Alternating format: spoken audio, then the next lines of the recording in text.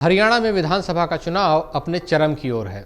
इस चुनावी रण में सभी पार्टियां अपना दमखम दिखाने के लिए मैदान में उतर चुकी हैं और नामांकन का जो दौर है वो भी खत्म हो चुका है।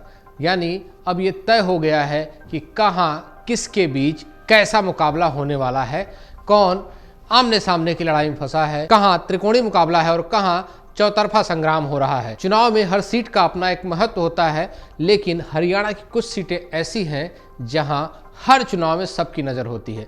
ऐसी ही एक विधानसभा सीट है एलनाबाद और इस सीट पर इंडियन नेशनल लोकदल यानी इनेलो का दबदबा रहा है और इसके जो इस वक्त जो सबसे बड़े चेहरे हैं अभय सिंह चौटाला लगातार 4 बार यहां से जीत दर्ज कर चुके हैं। ये सीट इस मायने में भी खास है क्योंकि हरियाणा के जो मुख्यमंत्री थे एक ओम प्रकाश चौटाला, उन्होंने पहली बार यहीं से विधानसभा चुनाव लड़ा था और अपना पहला चुनाव हार भी गए थे और हारने के बाद कुछ ऐसा किस्सा हुआ कि यहीं से जीत कर भी पहली बार वो विधानसभा पहुंचे।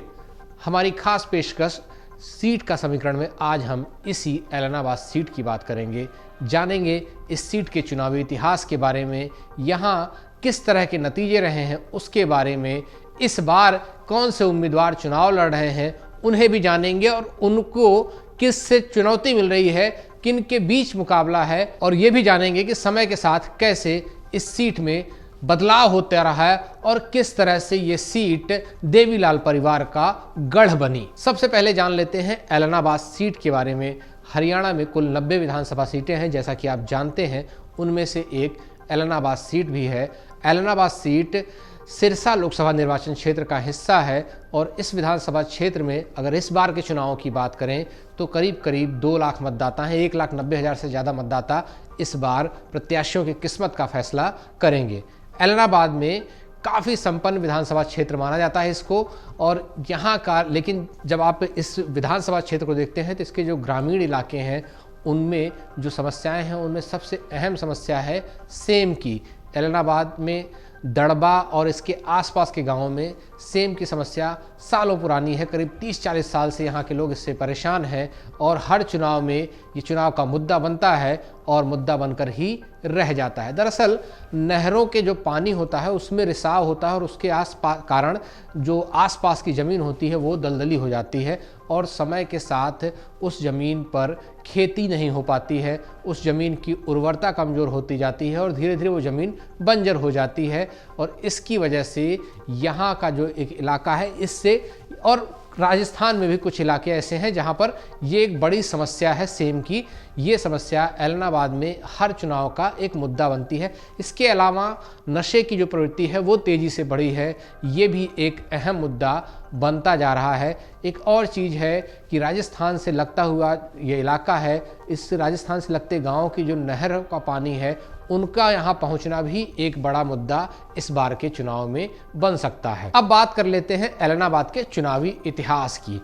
एलनाबाद सीट एक ऐसी सीट जहाँ से चौधरी देवीलाल के 2 बेटे विधानसभा पहुँचे, जहाँ से चौधरी देवीलाल के पोते विधानसभा पहुँचे।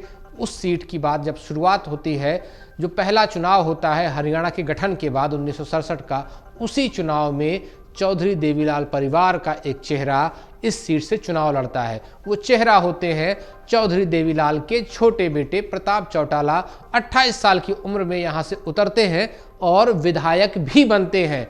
कांग्रेस के टिकट पर उतरे प्रताप चौटाला इस सीट पर निर्दलीय लालचंद को 2647 वोटों से हराकर यहाँ से विधायक चुने जाते हैं।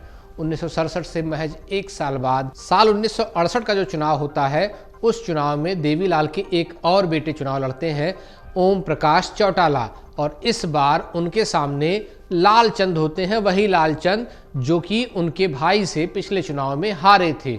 लालचंद इस बार विशाल हरियाणा पार्टी के टिकट पर चुनाव लड़ते हैं और कांग्रेस के टिकट पर उतरे देवीलाल के बड़े बेटे ओम प्रकाश चौटाला को वो 5331 वोटों से हरा देते हैं।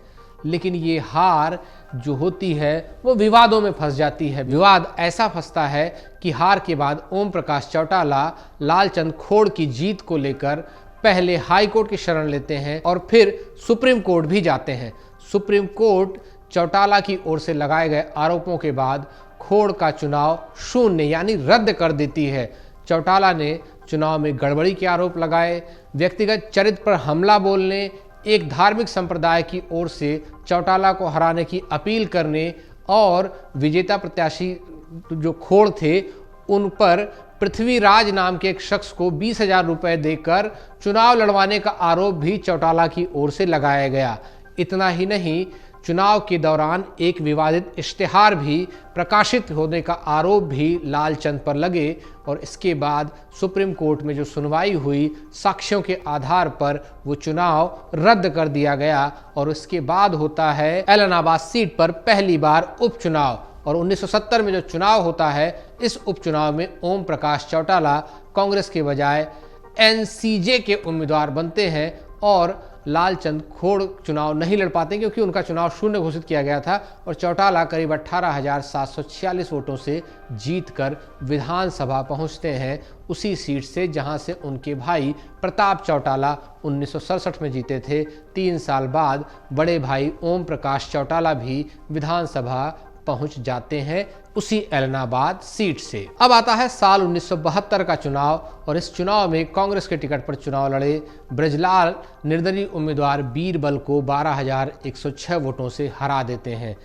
दौर आपातकाल का आता है। आपातकाल के बाद 1977 का चुनाव आता है और आपातकाल के बाद जिस तरह से चुनाव के जो नतीजे थे, जहां बड़ी जीत मिली थी जनता पार्टी को, एलनाबाद सीट जो होती है वो सीट इस बार अनुसूचित जाति के लिए आरक्षित कर दी जाती है। 77 के इस चुनाव में यहाँ पर भी जनता पार्टी को जीत मिलती है। जनता पार्टी की तरफ से चुनाव लड़ते हैं भागीराम, जो कि देवीलाल के खास चेहरों में शामिल थे।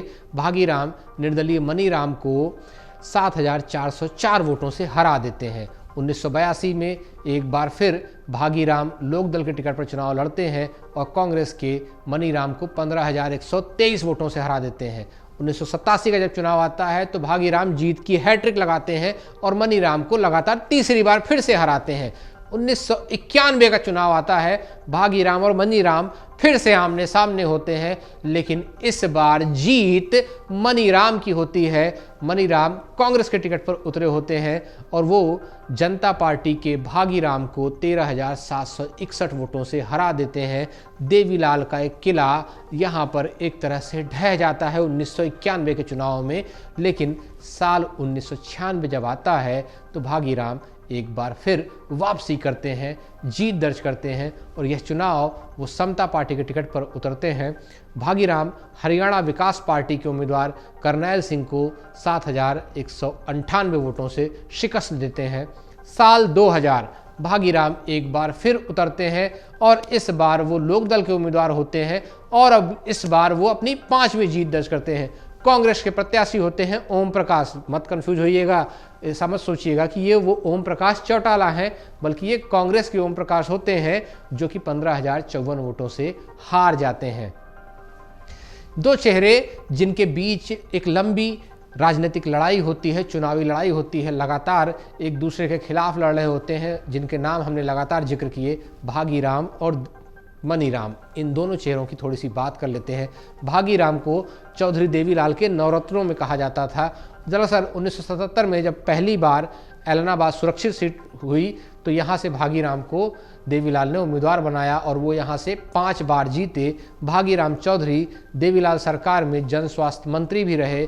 1982 में जब भजन लाल ने देवीलाल के ज़्यादातर विधायकों को तोड़ लिया था, उस दौर में 9 विधायक जो देवीलाल के साथ रहे, उन 9 विधायकों को देवीलाल अपना नवरत्न कहते थे और उन 9 विधायकों में से एक थे भागीराम और उनको भी उन नवरत्नों में गिना जाता था। अब बात कर लेते हैं मनीराम की। मनीराम जो कि भागीराम को लगातार चुनौती देते थे, एक बार उन्होंने जीत भी दर्ज की।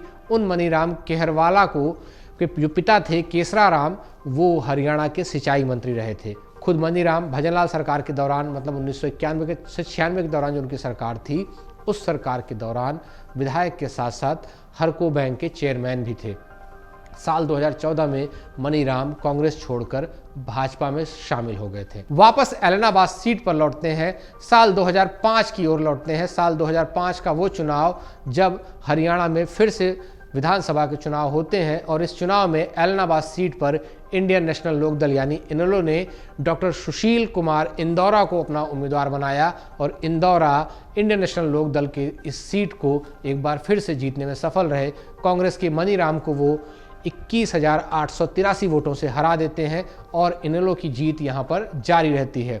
साल 2008 एक नए सिरे से परिसीमन होता है और इस परिसीमन के बाद एलनाबाद सीट सामान्य बना दी जाती है और इसके साथ ही वापसी होती है इस सीट पर चौटाला परिवार की, यानी खुद ओम प्रकाश चौटाला की। वही ओम प्रकाश चौटाला जो कि 1968 में यहाँ हार गए थे, जो उपचुनाव में यहाँ से जीतकर पहली बार विधायक बने थे, वो ओम प्रकाश चौटाला एलनाबाद से फिर से चुनाव लड़ते हैं और जीतते भी हैं। लेकिन इसके साथ ही साथ एक और सीट से भी उन्हें जीत मिलती है। 2 सीटों पर जीतने की वजह से एक सीट उन्हें छोड़नी पड़ती है और जो सीट वो छोड़ते हैं वो होती है उनका अपना गढ़ एलनाबाद सीट। और इस बार उपचुनाव की नौबत जब आती है, ये दूसरा उपचुनाव होता है एलनाबाद सीट पर और यहाँ से 2010 में ओम प्रकाश चौटाला के छोटे बेटे अभय सिंह चौटाला मैदान में उतरते हैं और वो कांग्रेस के भरत सिंह बेनीवाल को हरा देते हैं और पहली बार एलनाबाद से जीतकर विधानसभा पहुंचते हैं। साल 2014 आम चुनाव का साल, अभय चौटाला इनेलो के टिकट पर फिर लड़ते हैं और फिर जीतते हैं। इस बार वो कांग्रेस के पवन बेनीवाल को हराते हैं। इसी तरह 2019 जो चुनाव होते हैं उस चुनाव में भी अभय चौटाला यहाँ से जीतते हैं। एक बार फिर वो पवन बेनीवाल को हराते हैं। किसान आंदोलन के दौरान अभय चौटाला अपनी सीट से इस्तीफा देते हैं। नए सिरे से उपचुनाव जब होते हैं तो अभय चौटाला फिर से उपचुनाव लड़ते हैं। 2021 के इस उपचुनाव में हरियाणा लोकहित पार्टी के गोविंद कांडा को वो हराकर यहाँ से जीतते हैं। एक बार फिर लगातार जीत का अपना सिलसिला जारी रखते हैं। गोविंद कांडा वही गोविंद कांडा है जो हरियाणा लोकहित पार्टी के प्रमुख गोपाल कांडा हैं, उन्हीं के भाई। और इस चुनाव में भी गोविंद कांडा चुनाव मैदान में उतरने के लिए फतेहाबाद से उन्होंने निर्दलीय नामांकन किया था। हालांकि वो नामांकन उनका निरस्त कर दिया गया। उसका भी एक दिलचस्प किस्सा है। दरअसल गोविंद कांडा ने को उम्मीद थी कि भाजपा उन्हें फिर से उम्मीदवार बनाएगी कहीं से, पर टिकट मिलता नहीं है। तो टिकट नहीं मिलने पर गोविंद कांडा अपना नामांकन जो करते हैं, वो नामांकन के आखिरी दिन जब वक्त खत्म होने से महज 15 मिनट बचे होते हैं, तब वो अपना पर्चा भरवाते हैं। पर्चा जांच के बाद कैंसिल होता है। कारण होता है कि गोविंद कांडा खुद नामांकन करने नहीं पहुंचते हैं, बल्कि जो उनकी लीगल टीम होती है वो वहां जाती है। लेकिन शपथ लेने के लिए खुद अगर उम्मीदवार उपस्थित नहीं रहता है तो उसका नामांकन निरस्त हो जाता है और इस वजह से गोविंद कांडा का नामांकन भी निरस्त कर दिया गया। अब बात कर लेते हैं एक बार फिर से इस बार के चुनावों की कि इस बार किस तरह के समीकरण है। अभय चौटाला के सामने एक बार फिर से पूर्व विधायक और उनके पूर्व प्रतिद्वंदी भरत सिंह बेनीवाल यहाँ से उम्मीदवार हैं। भरत सिंह बेनीवाल 2005 में कांग्रेस के टिकट पर दड़बा विधानसभा सीट से विधायक रह चुके हैं। उन्होंने हरियाणा विकास पार्टी के प्रहलाद सिंह गिल्ला खेड़ा को हराया था उस चुनाव में, 2005 के चुनाव में। इस बार अभय सिंह चौटाला के सामने होंगे वो। भाजपा ने यहाँ से अमीर चंद मेहता को, जजपा ने अंजनी लढ़ा को और आम आदमी पार्टी ने मनीष अरोड़ा को यहाँ से उतारा है। एलनाबाद विधानसभा सीट के तहत कुल 74 गांव आते हैं। इनमें से अधिकांश गांव बेनीवाल 45 के हैं और इस सीट पर पूरी तरह से ये जाट बहुल सीट है और जाट मतदाता प्रत्याशियों की जो किस्मत होती है उसका फैसला वही करते हैं। इस इलाके में को इनेलो का गढ़ कहा जाता है। यहाँ के लोग देवीलाल परिवार से गहराई से जुड़े हैं। अभय चौटाला लगातार 5 बार यहाँ से जीतने की कोशिश करेंगे। लगातार 4 बार वो जीत दर्ज कर चुके हैं। हर बार यहाँ उन्हें अच्छी लीड मिलती रही है।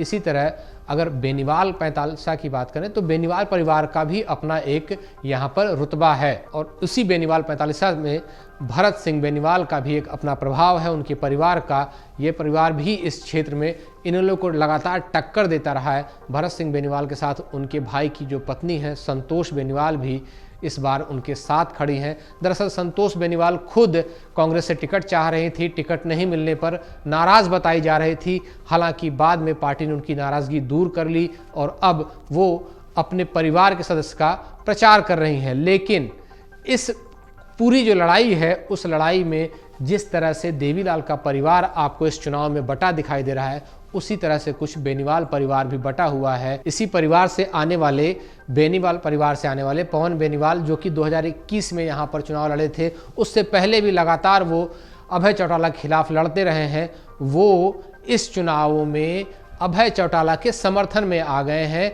जबकि उसी परिवार का हिस्सा है जिस परिवार से कांग्रेस के उम्मीदवार यहाँ पर चुनाव लड़ रहे हैं। और इस चुनाव में पवन बेनीवाल कितना असर डालेंगे उसका अंदाज़ा इससे लगा सकते हैं आप कि 21,000 वोट करीब वो पाए थे 2021 के चुनावों में।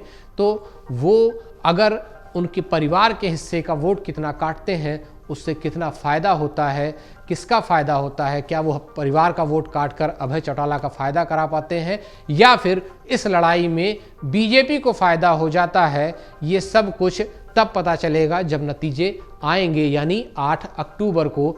तब तक कोई नहीं बता सकता कि नतीजे क्या होंगे। हाँ, ये ज़रूर उम्मीद करेंगे अभय चौटाला कि जिस तरह से उन्होंने पूरा गढ़ बनाया है, लगातार 4 जीत दर्ज की है, वो जीत का पंजा भी लगा लें, लेकिन उनके सामने चुनौतियां कई सारी हैं और उन चुनौतियों से अगर वो पार पाते हैं तो शायद ऐसा होगा, नहीं तो एक नया चेहरा यहाँ से जीतता दिखाई देगा। कई किले ढहेंगे, कई किले बरकरार रहेंगे, सब कुछ 8 तारीख को पता चलेगा। और जिस तरह से हम आपको लगातार अलग अलग सीटों के समीकरण बता रहे हैं, इसी तरह हम आपको नई सीटों के समीकरण बताते रहेंगे। तब तक आप देखते रहिए अमरउजाला.com। अगर आप ये वीडियो YouTube पर देख रहे हैं तो हमारे चैनल को सब्सक्राइब करें और बेल आइकन को दबाना ना भूलें। अगर आप Facebook पर ये वीडियो देख रहे हैं तो हमारे पेज को लाइक करें।